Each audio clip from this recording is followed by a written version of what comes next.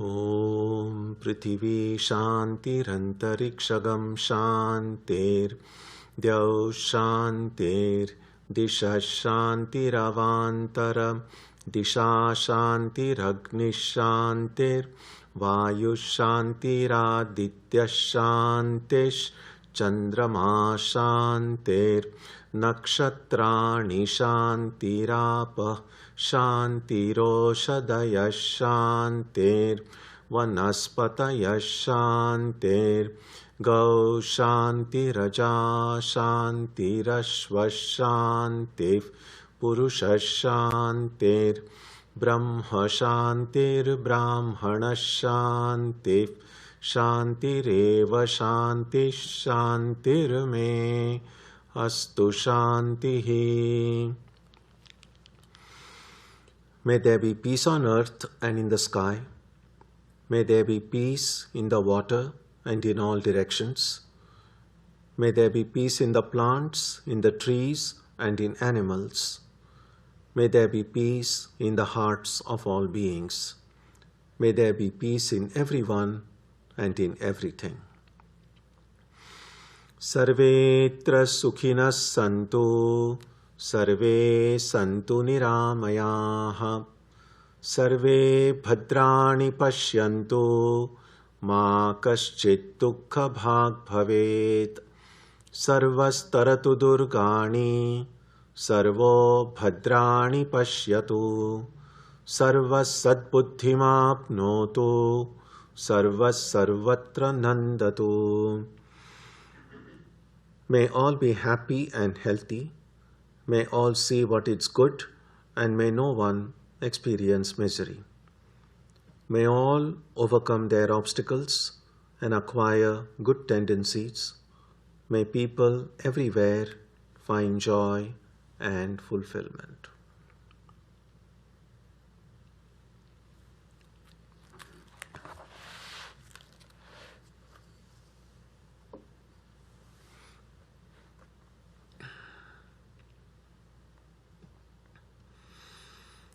Let us now spend some time touching the center of peace and joy in our hearts.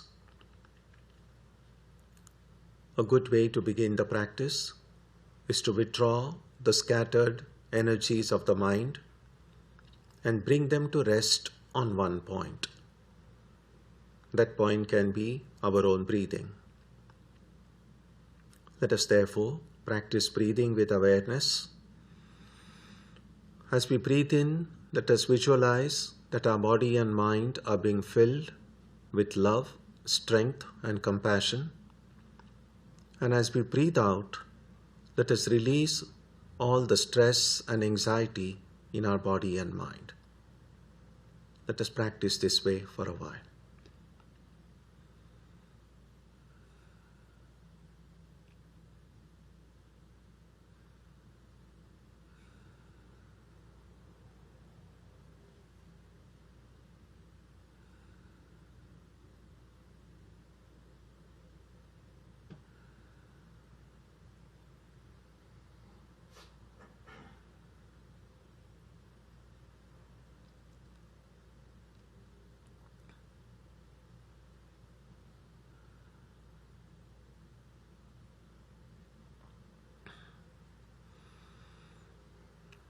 Let us now turn our attention to the region of our heart. Although God is present everywhere and in everyone, the divine presence can be felt most clearly in our own hearts. We can meditate in any way we have been taught. To remain focused, we can take the help of a short mental prayer or a mantra or a divine name. Let us now spend some time dwelling on the presence of God in our hearts.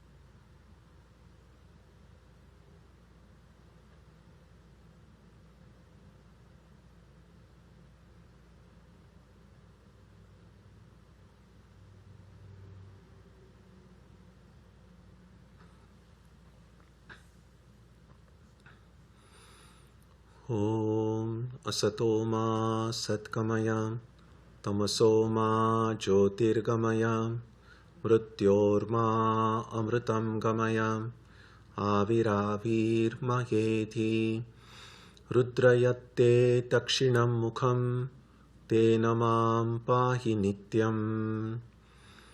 May the Divine lead us from the unreal to the real, from darkness to light, from death to immortality.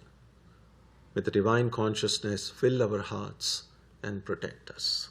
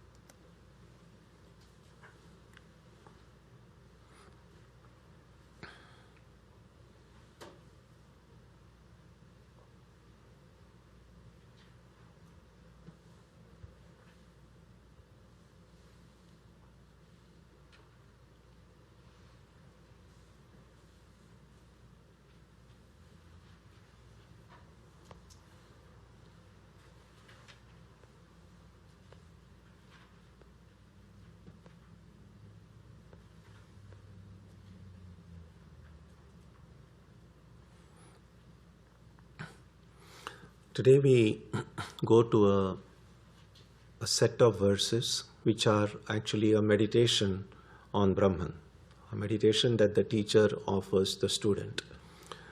So you may not find any radically new ideas in this set of verses, but it's more a summary of the ideas that have come before. And it's kind of all been put together here. So we will go through these verses one by one. Verse 254. Jati niti kulagotra duragam nama rupa gunadosha varjitam desha kala vishayati vartiyat brahma tattvamasi bhavaya atmani. Contemplate in your heart that you are Brahman, who is beyond caste, creed, family, and lineage, is free from name, form, qualities, and defects, and transcends place, time, and sense objects. So every verse ends with this refrain in the next 10 verses. Contemplate in your heart that you are Brahman. Brahma Tattvamasi. We have already seen Tattvamasi as you are that. So Brahma Tattvamasi means you are that Brahman. Bhavaya Atmani. Atmani is in your heart. You meditate on it. So what are the characteristics of Brahman who I am? Who is beyond caste. Now, although it kind of seems as if we are speaking about Brahman, but it's good to remember that Brahman is, again, all of you already know by this time, is not the name of any person or anything. Brahman simply means the infinite one, the infinite reality, which is non-dual. So, apparently what is being described here is this infinite reality. What the book is saying, that the teacher is telling the student, you are that infinite reality.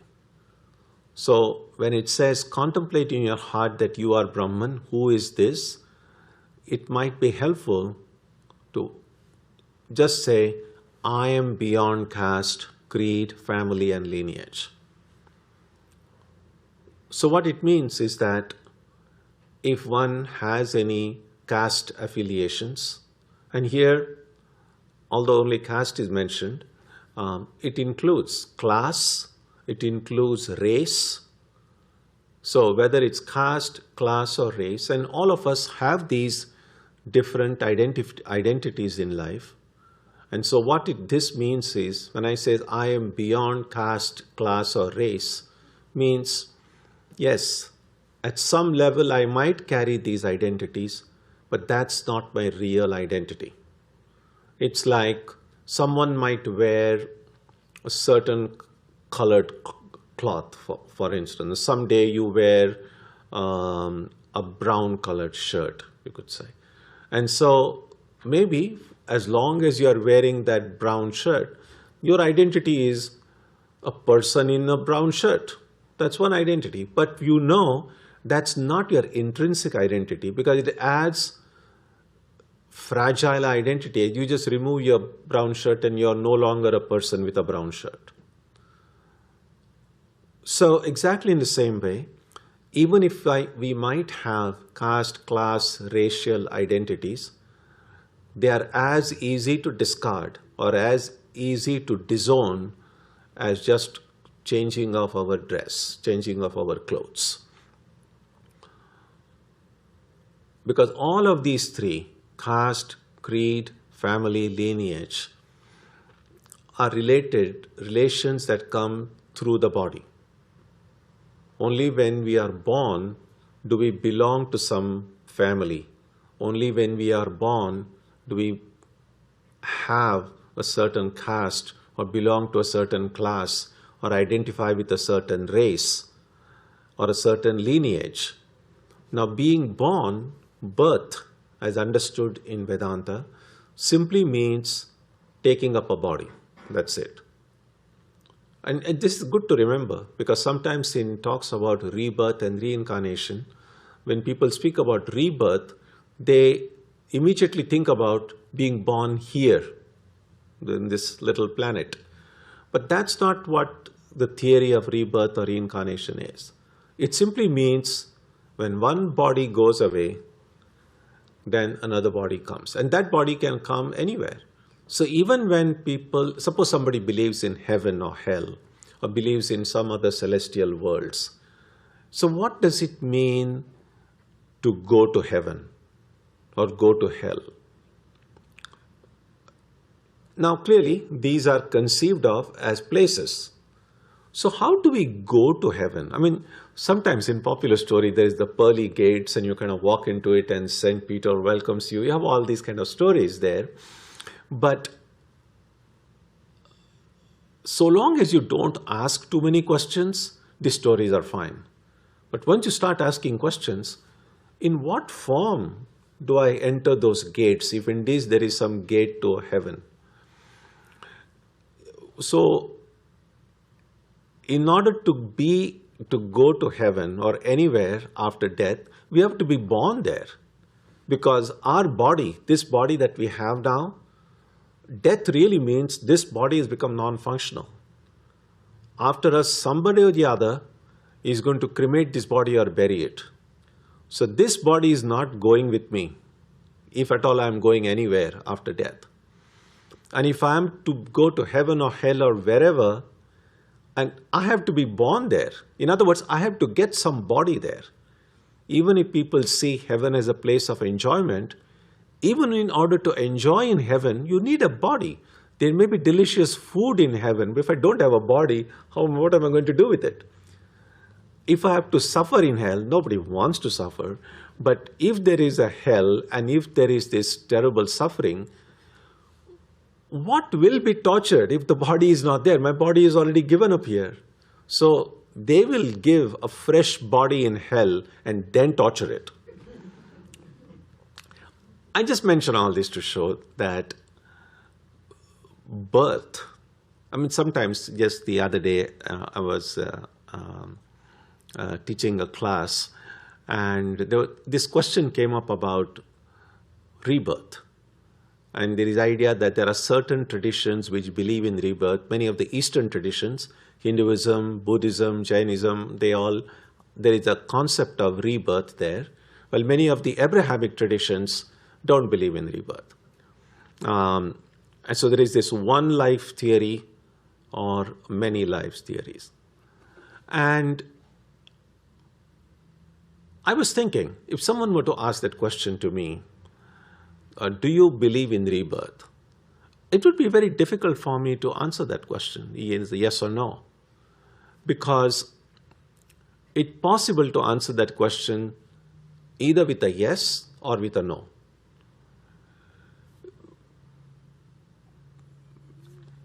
Yes, because if it is possible to be born once, why not again? Who can categorically deny the possibility of something happening again if it has happened once? No, because there is really no evidence for it. How do we know whether there is rebirth or not? But what does seem logical to me is that if we have to question rebirth, the possibility of rebirth, then it seems to me that we have to question this birth also. We cannot say this birth is real, only rebirth, I don't believe in it. It would seem to me that if I don't believe in rebirth, then I shouldn't believe in birth also. And actually that is the Vedantic position, that we were never born in the first place. So there is no question of being reborn anywhere. But if I believe, if I feel that I was born somewhere at some point, then I must accept the possibility, well, if I was born once, then I could be born again. So that's where this whole debate lies between being born. So all of these things, caste, creed, family, lineage, are associated with birth, and birth means taking a body. And as we have seen in the earlier section, the body is only a layer. Just like the clothes that we wear are layers over us, the body is also a layer, and therefore I am beyond all these attributes attached to the body. Is free from name, form, qualities, and defects. Again, all of these things, nama, rupa, guna, dosha, all of these things are connected with the body and the mind. All of these things are connected with any material layers, and therefore none of these truly are mine. So if someone were to ask you, what is your name? And that might seem to be the simplest of questions. Now, unless the person is familiar with Vedanta, don't say, I'm the nameless one. It wouldn't make sense to them. They'll think something is wrong with you. So you may tell whatever way you want to identify yourself. But deep down, inside your heart, you should know, no, I'm Brahman. There is no name for Brahman. Whatever name that is given to this body and mind. And the world may look upon this as me, and we don't have any control over how other people are going to look upon us. But how I look upon myself. And if I look upon myself as Brahman, somebody can ask you what your name is, you give a name, but deep down immediately you know, that's not my real me. That's only that superficial me. Transcends place, time, and sense objects. Again, it's the body and the mind that are at some place, that come and go in time, and that can be perceived by the senses. The Brahman is beyond all of these. So contemplate in your heart that you are Brahman, who is beyond caste, creed, family, and lineage, is free from name, form, qualities, and defects, and transcends place, time, and sense objects. And as I told you, it might be helpful to just replace all these qualifiers with the term I. 255. Yat param sakalavaga gocharam gocharam vimalabodha chakshushaha shuddha chid ghanamanadi vastu yat brahma tattvamasi bhavaya atmani. Contemplate in your heart that you are Brahman, who is supreme, beyond the reach of all senses, within reach of one with purified understanding, the embodiment of pure awareness, and eternal.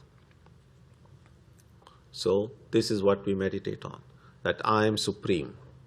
Supreme, the word here is param. That is, there is nothing above me.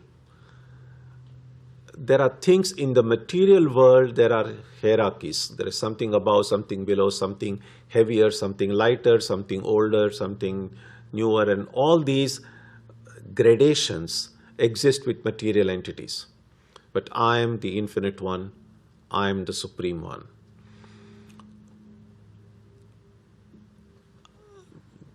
Understand this well. Remembering that we are Brahman, and if you say, I am the supreme one, that's just a statement of fact. But if I don't have that at the back of my mind, and then when I just say, I am the greatest, I am supreme, then that's just plain egoism. The words are same. A completely egoistic person can also say, I am the best, I am the greatest, I am the supreme. A knower of Brahman can also say that. But one will be a statement of just a statement of truth. It can come from a real humility in some form, in some sense.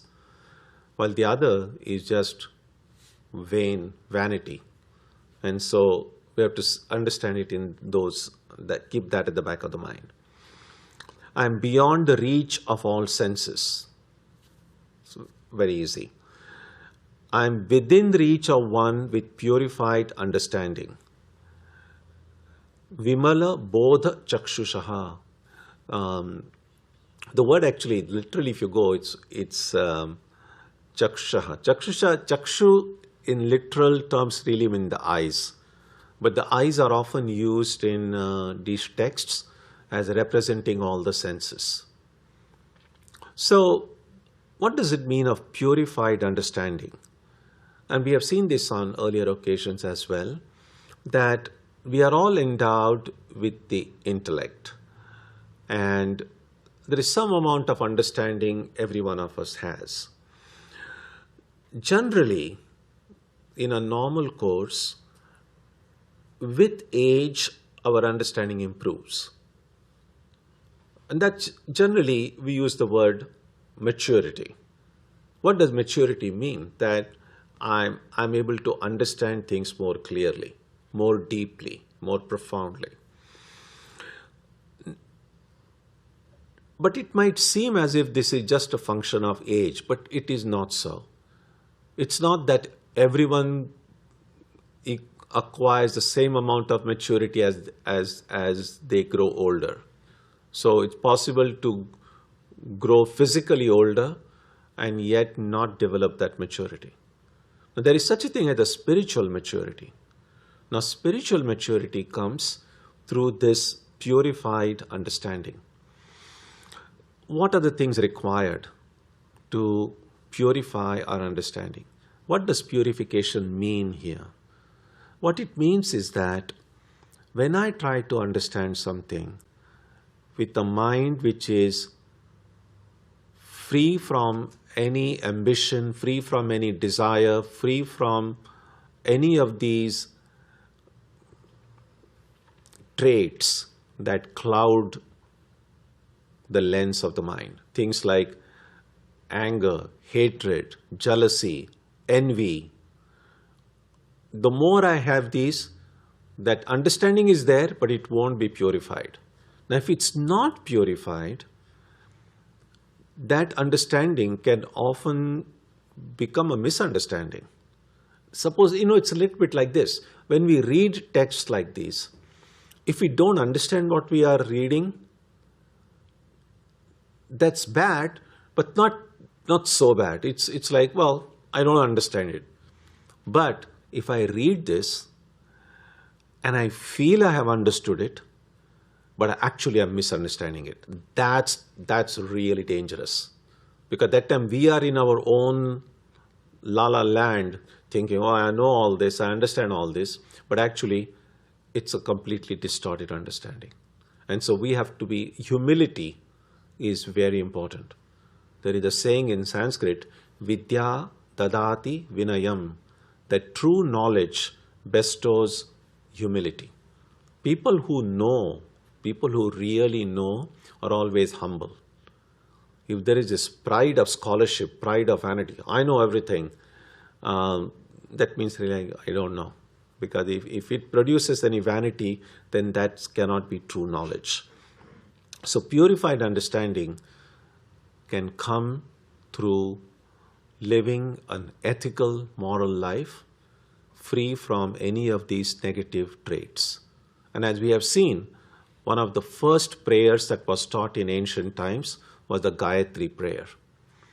And that Gayatri prayer is a way of praying for the grace of the Supreme to purify our understanding. That's why the prayer ends with Dhiyo yo naf prachodayat. That dhi there, the word dhi, is sometimes employed to refer to the purified buddhi.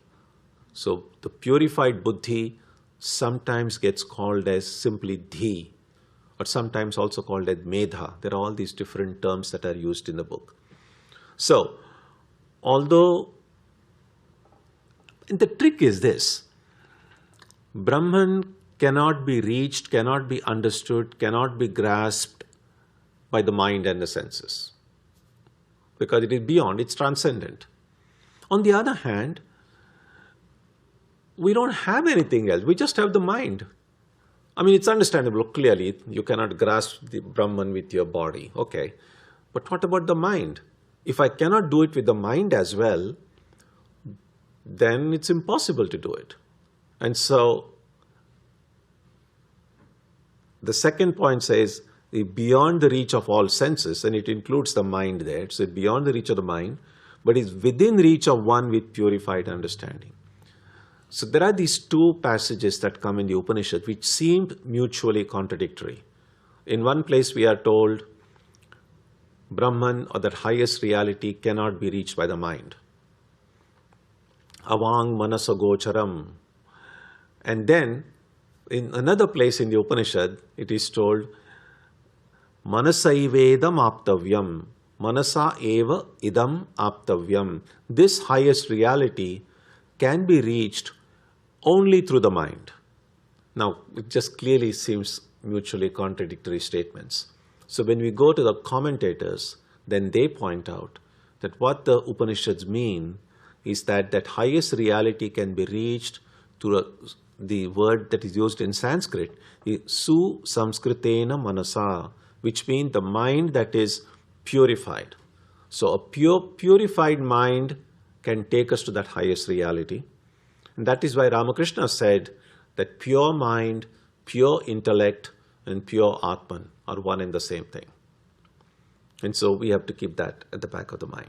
So I am within reach of when I have a purified understanding. I am the embodiment of pure awareness. Again, why pure awareness? Shuddha Chidghana. The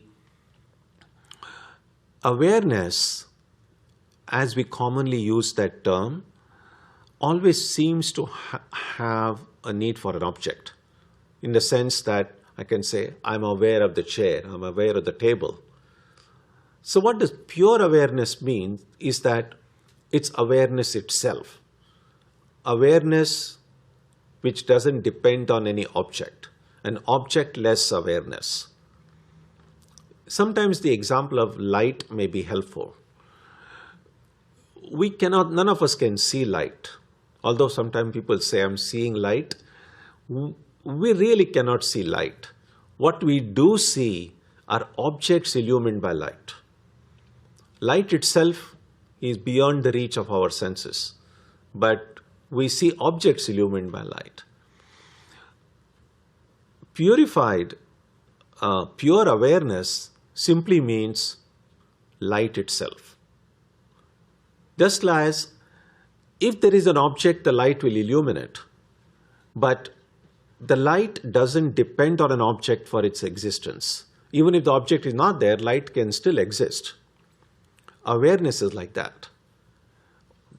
My awareness would help me become aware of the things in the world. So it's helpful. But if the world never existed or didn't exist, awareness will still be there. And that would be pure awareness. So that's why the word used here is pure awareness. So Brahman means awareness itself and eternal, clearly. That which has parts is not eternal. We know even in any machinery that you buy, any equipment that you buy, the more parts there are, and especially movable parts, the less its lifespan.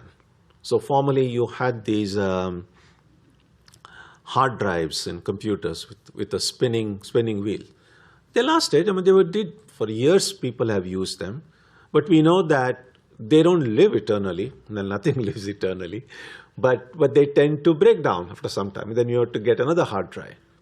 Now what we have is solid state drives, which there are no moving parts in it, and therefore these last much longer. So in any equipment, if there is just one part, there's nothing else, it will last longer than if there are two parts which are kind of connected with something. Then it can get loose, it can come apart, and so on. Brahman is eternal because Brahman is partless. There is no glue attaching parts of Brahman together that then it can come apart. And that's why it is eternal. It is eternal means really, I am eternal. What it also means is whatever can come apart in me is not me. Why am I not the body? Because I can get separated from my body. Why am I not the mind? I can get separated from my mind. Whatever I can get separated from is not me. The only entity I cannot be separated from is me. I cannot be separated from myself. And therefore that self, the Atman, alone is eternal. Birthless and deathless, that's why it's called. 256. Shadbhirurmir ayogi yogirit bhavitam na karanair vibhavitam buddhya vedyam anavadyam astiyat brahma tattvamasi bhavaya atmani. Contemplate in your heart that you are Brahman, who is untouched by the 6 waves, contemplated in a yogi's heart, not revealed by the senses, not known by the intellect, and flawlessly perfect. As you can see in the notes there, the 6 waves are hunger and thirst, located in prana, grief and delusion, located in the mind, and decay and death, located in the body. So these are sometimes referred to in the text as 6 waves. Shadbhihi, urmibhihi. Urmi are waves. Contemplated in a yogi's heart. A yogi is one who, the word yoga means one whose mind is fully focused, fully concentrated. And so only when my mind is fully focused, fully concentrated, then this higher reality is contemplated in the heart. Not revealed by the senses, we have seen, not known by the intellect, knowing. Why is Brahman not known by the intellect? Because knowledge is objectification. It's a little bit like this. When I look at this object in front of me and say, that is a chair. So how does that knowledge that this is a chair comes to me? And one way of understanding that is, essentially when I open my eyes, I see a certain form, a certain shape. Now there are already in the archives of my mind, if you like, there are all these categories have already been filed from all my previous perceptions and experiences. And so it's pretty fast.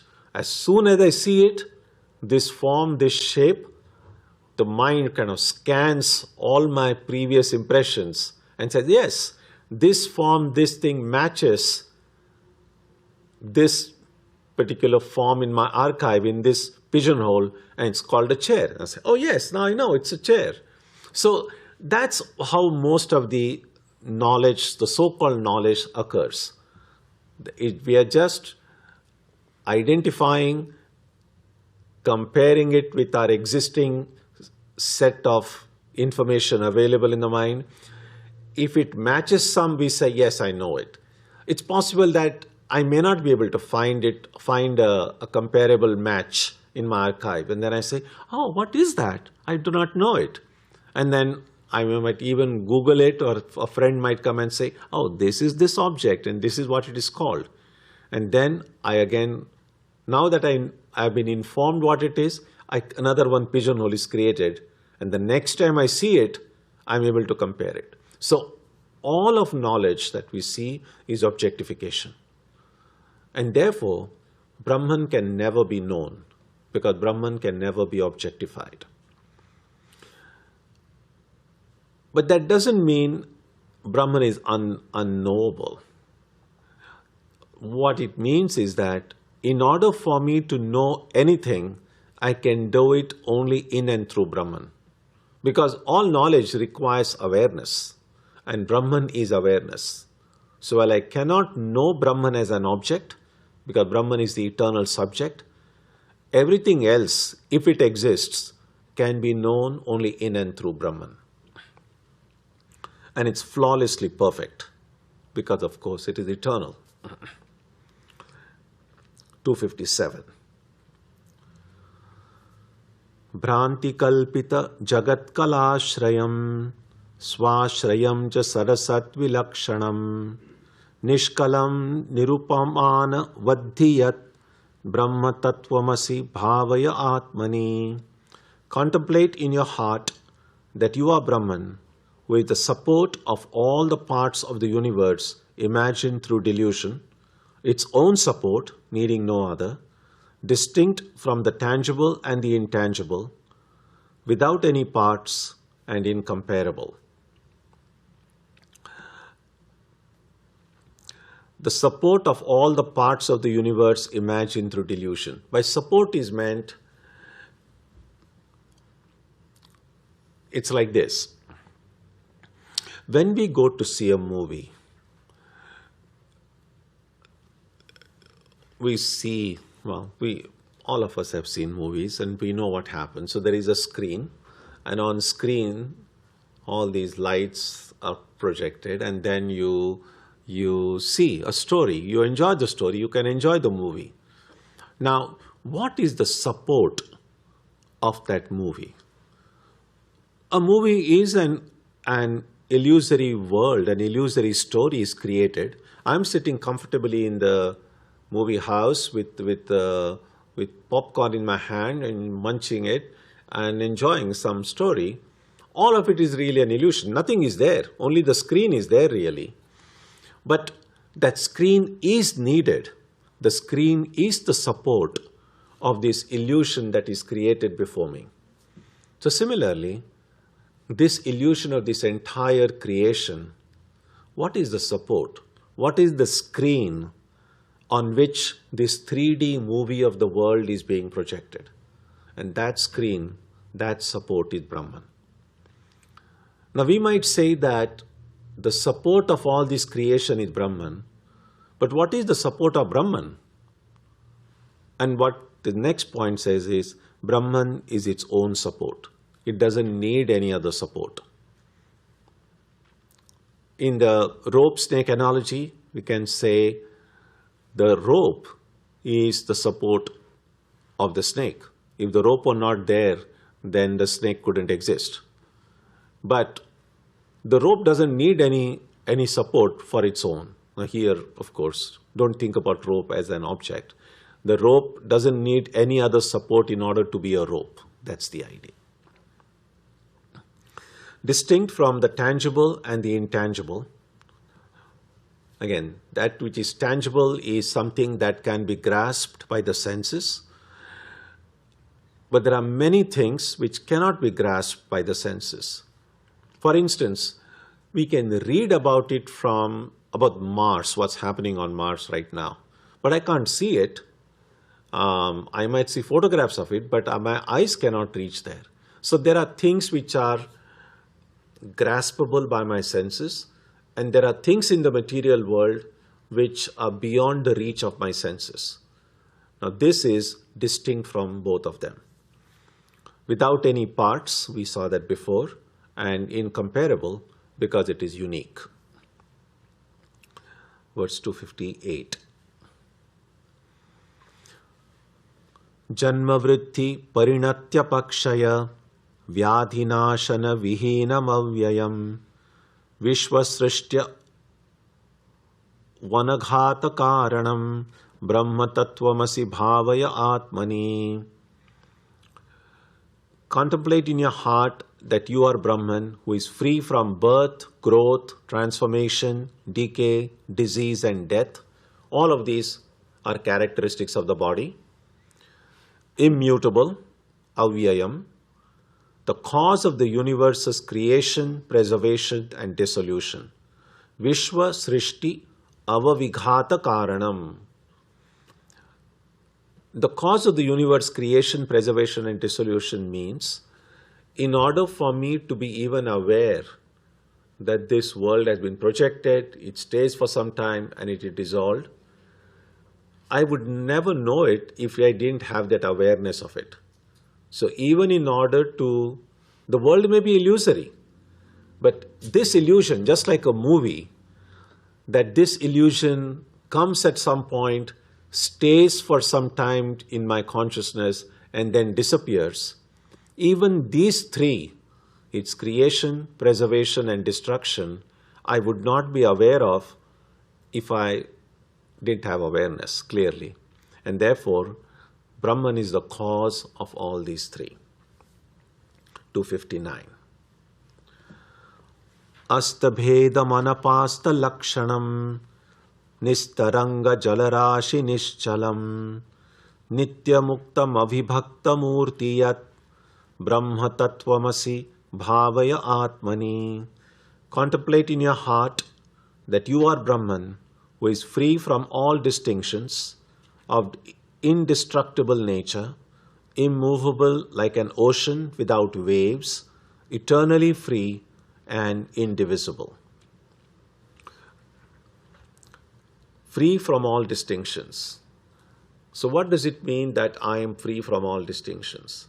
Both internal and external. Right now, we have a lot of distinctions within. There is a distinction between the body and my mind.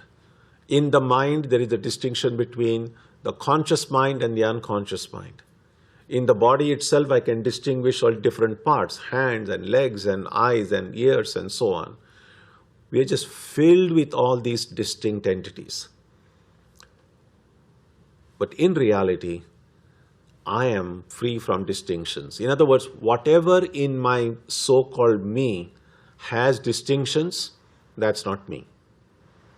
So once all the distinctions are removed, then what remains is me, the real me, of indestructible nature. Again, whatever is destructible in me, whatever is changeable and destructible in me is not me. And clearly that means the body and the mind. Both body and mind undergo changes, and we have seen those changes in the earlier verse. Birth, growth, transformation, decay, disease and death. So none of these changes are present in Brahman. Immovable like an ocean without waves. So again, we can think of distinctions, at least superficially, in the ocean in the form of waves. And that's why it says, if there is an ocean, if you can think of the ocean without waves, that would be one image of Brahman. Eternally free, because there is no freedom is associated with just oneness. As long as there is even one entity other than me, I cannot be completely free. And I have sometimes given the example, it's a simple example really, that you are sitting alone in a room, just by yourself. Maybe it's a big hall and you are all alone. And there are no cameras, there is nothing. You feel free because there is no one to judge you. You just feel free. We have all experienced it. You might get bored after some time if you are alone, but you will feel free. But if there is one other person enters that hall, and it's a big hall, that person may not be even speaking with you, you have no danger from such a person. Yet, just the presence of one other person in that room or that hall, your freedom is compromised a little bit because you no longer feel completely free. You feel like someone is watching me. They might be judging me. What do they think of me? What will they say? So, as long as there is even one other being in this universe, we cannot be really free. And that's what really non-dualism means, that I'm the only existence. And because I'm the only existence, I'm free. I'm not afraid of anyone because there is nothing to fear. I don't long for anything because there is nothing to long for. I don't feel the lack of anything, therefore I don't desire anything. And so it's a beautiful state and indivisible. And that's why it's actually eternal. So verse 260. Ekameva sadaneka karanam karanantara nirasya karanam karya karana vilakshanam swayam brahma tattvamasi bhavaya atmani. Contemplate in your heart that you are Brahman, who is only one but the cause of many, the cause that itself needs no other cause, distinct from both cause and effect, and independent. Pretty straightforward. Brahman who is one but the cause of many. Now, apparent cause of many. There are different kinds of causes. One cause is kind of an irreversible cause, if you like. For instance, you can say milk is the cause of yogurt because it's from milk that yogurt is formed. And it doesn't go back. From yogurt, you say, oh, this is too much yogurt, I don't need it, let me make it milk again. Sorry, you can't do that. But there are certain other things, certain other changes that this is the cause of that, but it is also reversible.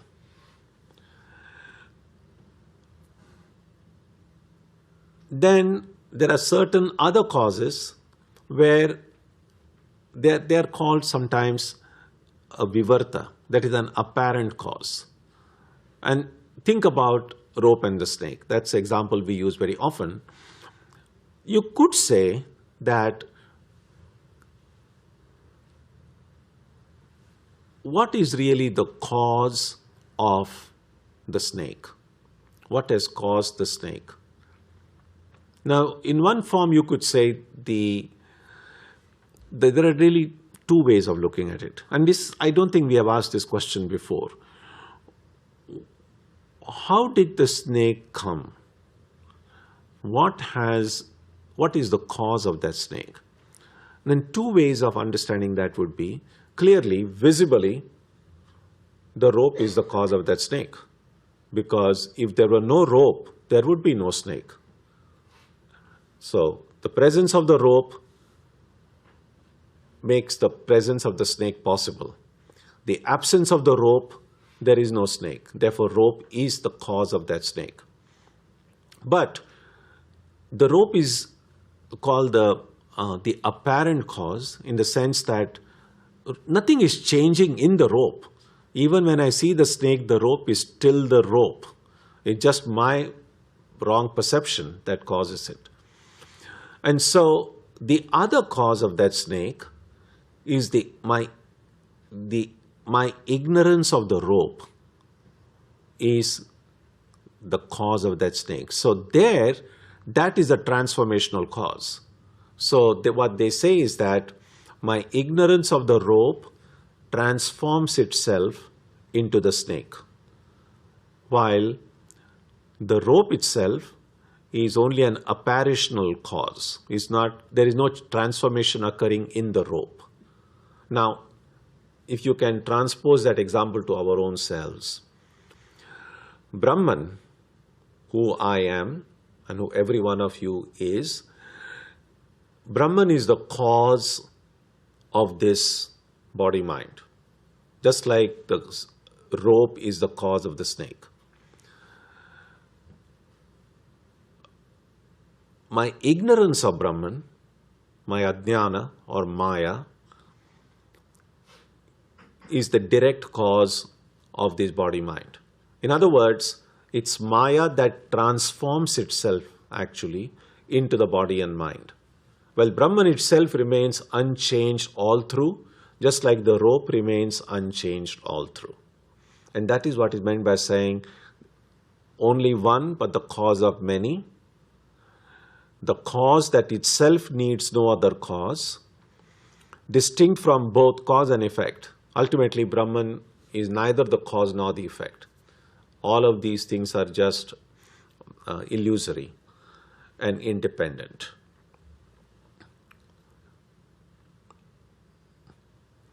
(261) Nirvikalpakam analpamaksharam yat ksharakshara vilakshanam param nityam avyaya sukham niranjanam brahma tattvamasi bhavaya atmani. Contemplate in your heart that you are Brahman, who is without any differentiation, not limited, not perishable, distinct from both perishable and imperishable, supreme, eternal, unending bliss, and pure. Look at the adjective unending bliss, because we could say that there are things in this world that make us happy, that make us blissful, but no happiness that we have in this world is unending. Everything ends. All joys end, which is not such a good thing, but all pain also ends, which is a good thing. So everything is perishable, but the joy that comes from Brahman is not perishable. Why is it not perishable? For simple reason really. As long as the source of my happiness is outside me, there is always the potential that it's going to end somewhere. Because anything that is separate from me can be taken away from me. So if ice cream is what makes me happy, when the ice cream stock is over, I'm going to be unhappy. But if I am happiness in myself, if the source of my happiness is my own self, nobody can take myself away from me. And therefore, that would be an eternal happiness, because there is no separation of myself from myself. That's the idea. 262. Yat vibhati sad anekadha bhramat nama rupa guna vikriyatmana hemavat swayama vikriyam sada brahma tattvamasi bhavaya atmani. Contemplate in your heart that you are Brahman, who like gold, although one, still appears due to delusion as many, differentiated by name, form, quality and change, and is in itself always unchanged. The example given here is clearly of gold and the different ornaments. So people who make ornaments out of gold, you could say that one gold can appear in many different forms as many different ornaments.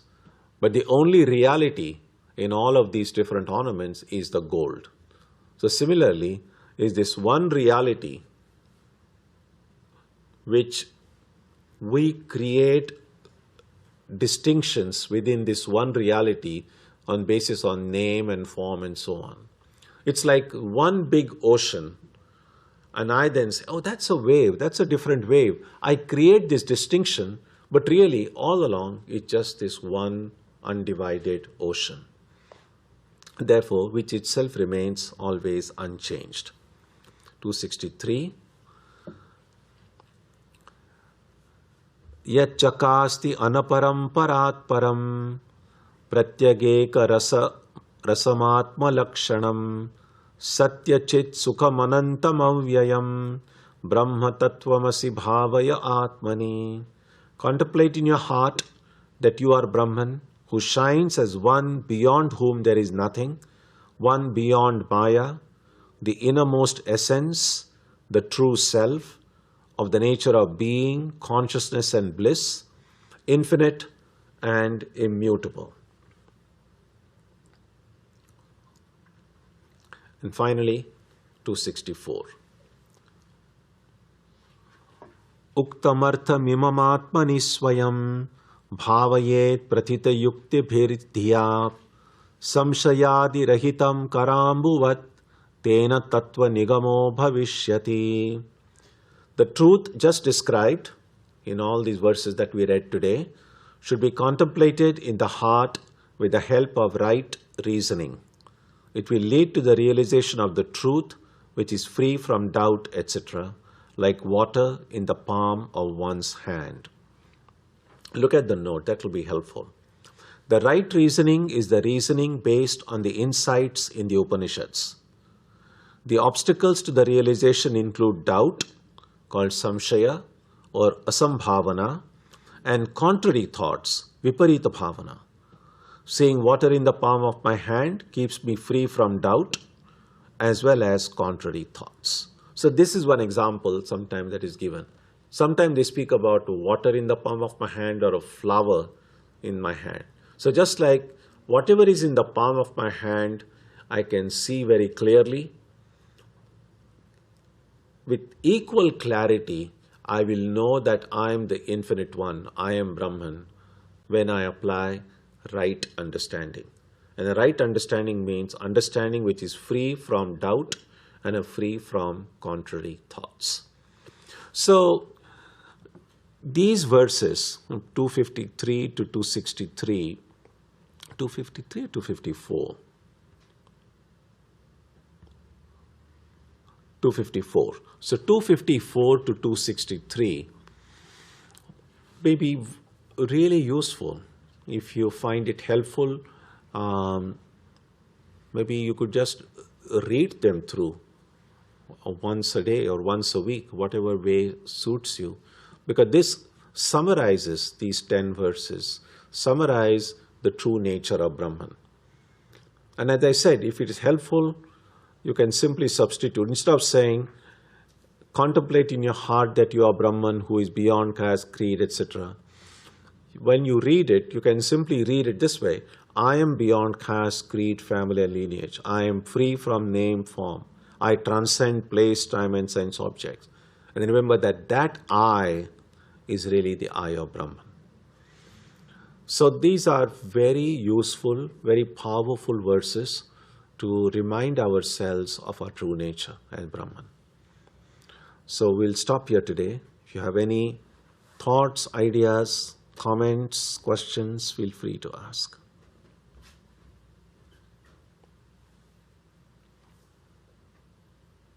Yeah.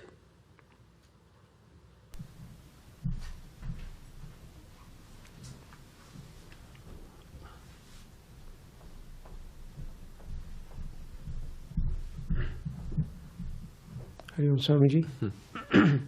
So, Swamiji, it sounds that to realize Brahman, we must realize we are Brahman. Is that enough? If we realize we are Brahman, Yep. have we realized Brahman? Yep. Really, it's not we, because we is many. I am Brahman. So right now, I see myself, I'm a human being with a body and mind. And that's a wrong thinking. And a right thinking would be right now, if this makes sense at some level, intellectually, many of us may know, I'm not the body, I'm not the mind, I'm the Infinite One, which is good. But that's only the cerebral level, that's only intellectual level. But even when I can intellectually appreciate the idea that I am the infinite one and so on, still, when I just walk out of this room and go out and start driving my car, at that time I'm not thinking I'm Brahman. I'm thinking about, oh, I've got to attend to a lot of things tomorrow. What are my plans for Christmas and so on. So even when I can intellectually appreciate the idea that I am the infinite one, I'm still caught up in my identity as a human being. So the goal is simply this. Right now, we don't need any book to know that I am a human being. Right now, I don't need to remind myself that I am a human being. Without reminding myself, without reading any book, in a natural, effortless way, every moment, although I'm not saying I'm a human being, I'm not like saying that, but deep down, I'm firmly rooted in that identity, I'm a human being. Which is why how I know I am not a lion, I am not a tiger, I am not a tree, I am not a river, I am a human being. So that certainty with which I know I am a human being, when I have that equal certainty and effortlessness to know I am the infinite being, then I have realized Brahman. Where no effort is needed, no need to remind myself, no need to study the book to know who I am. That's just who I am. So that's where we want to go.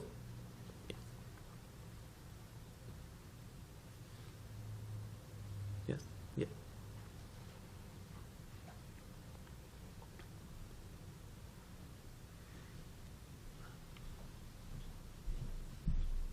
Swamiji, so if we think of Brahman as being pure awareness, and so then is the idea of Brahman causing the world, is the one way to think of that, is that because we are aware of the world, Brahman has caused the world? So it's actually, causing the world in the sense of causation. It's just because we're aware of the world that Brahman. Absolutely.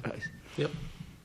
That's why we are not worried about the world when in deep sleep. We are not aware of it, we are not bothered about it. Now we are aware of it, like from where did it come? Who made it? It's so true. Yes. Yes.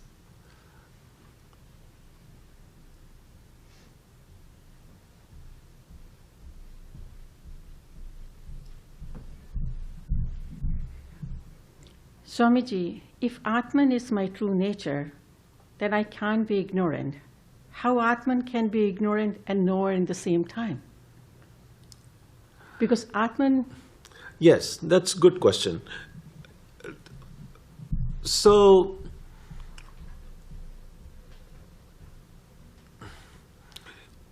it's actually both. The Atman, we can never forget the Atman.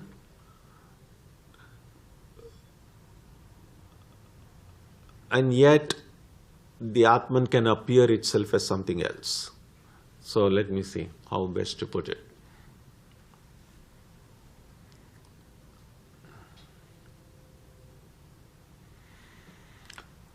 It's impossible. So your question is good, that I'm the Atman, how can the Atman be the knower and also the ignorant one?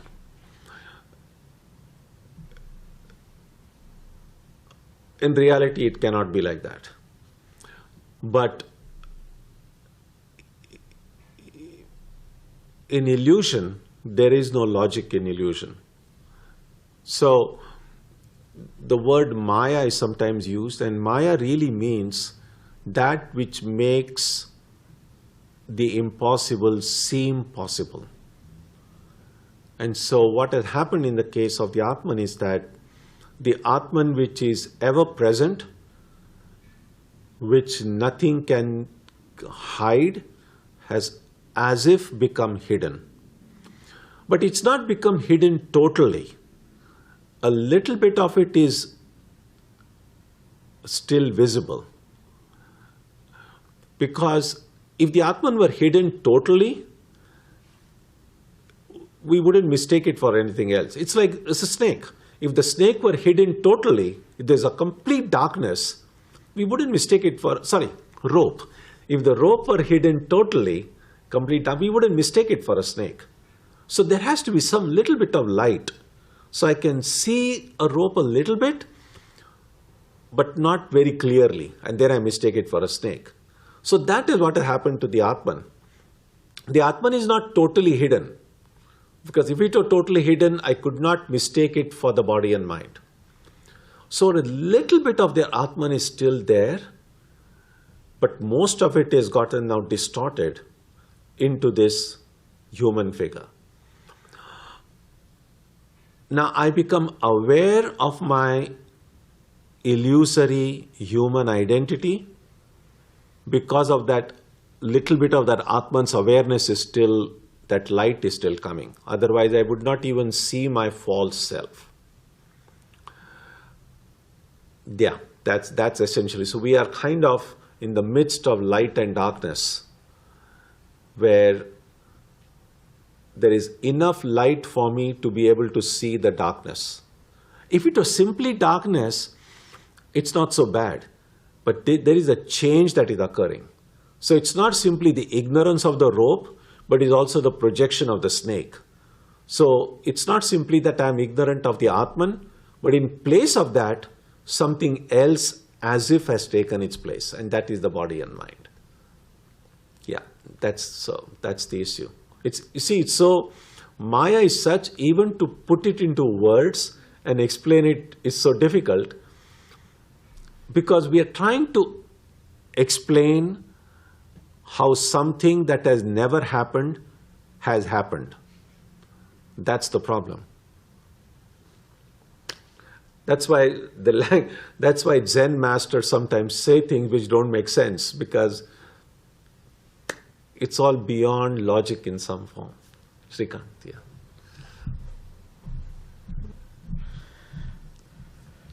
Swamiji, we are coming to ashrama, listening and looking at Ramakrishna. Or there, it is possible for me to see God or Brahman there, but it is very difficult for me to see Brahman in myself, because every action, even taking breath, tells me that I am human being. I am? I'm a human being. I'm not Brahman. Mm-hmm. So it is difficult to tell myself and convince myself as Brahman when I am not Brahman. That's what I'm telling myself. Mm-hmm. So isn't it easy to go from seeing Brahman everywhere to then see myself as Brahman, or seeing Brahman in myself and see the world as Brahman? Last part, say that again. Like, easier to? Easier to see Brahman or God's presence everywhere than seeing it in myself. No, please sit down. Yeah, it's a good point. I mean, it seems as if it is easier to think of this whole thing as Brahman, but more difficult to think of me as Brahman.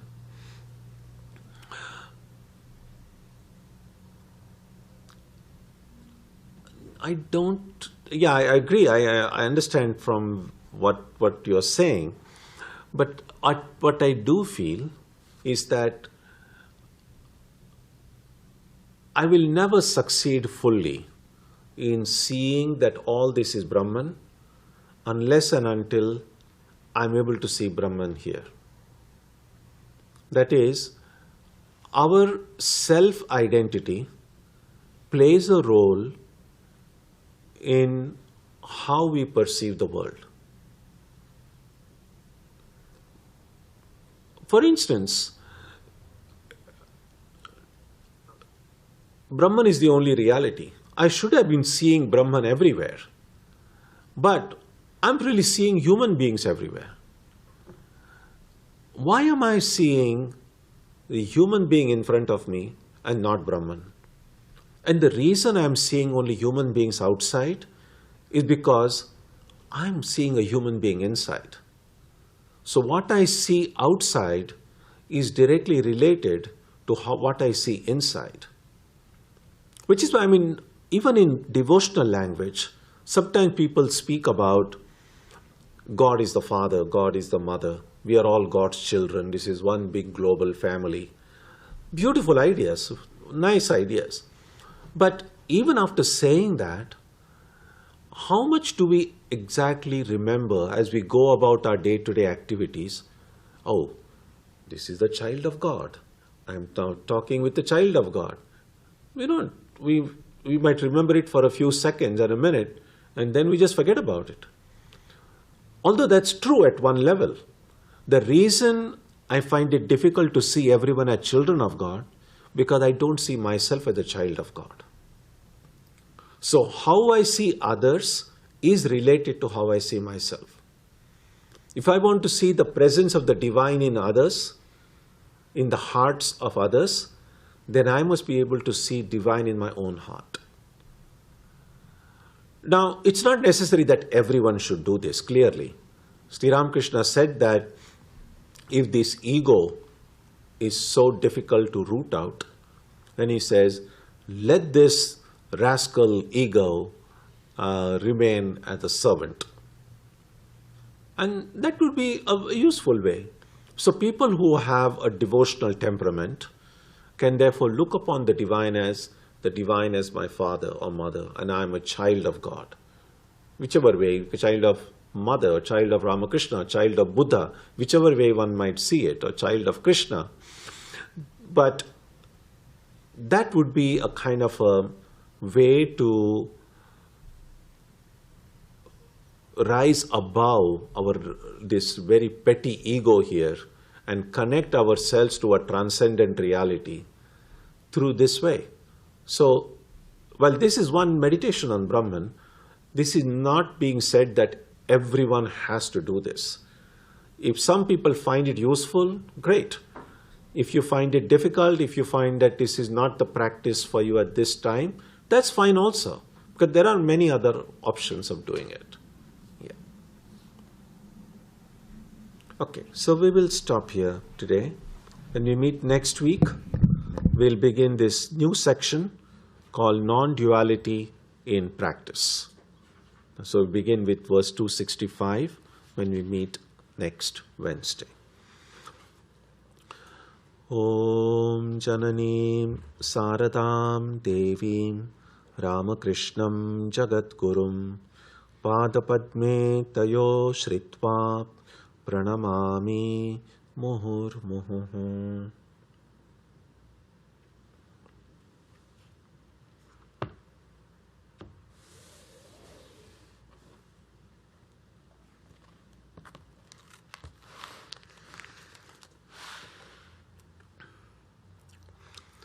On Sunday satsang, we have a guest speaker this Sunday. The topic is Jewish Learning, the Spirituality and Holiness of Conversation. Our guest speaker is Rabbi Michelle Fisher. She is the executive director of MIT Hillel, and you will see. I've known her for many years.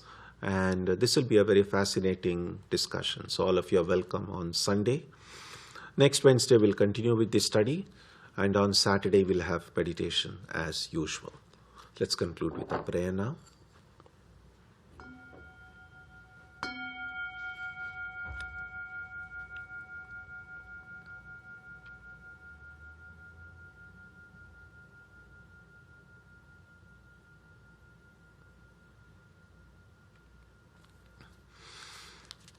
May the Divine Being, who is the Father in heaven of the Christians, Holy One of the Jewish faith, Allah of the Muslims, Buddha of the Buddhists, Tao of the Taoists, Ahura Mazda of the Zoroastrians, the Great Spirit of the Native Americans, and Brahman of the Hindus, lead us from the unreal to the real, from darkness to light, from death to immortality. May we be granted strength, freedom, and clear understanding. May we learn to see God in our own hearts and in everyone around us. May God bless us all and fill our hearts with gratitude, grace and love. Om Shanti Shanti Shanti.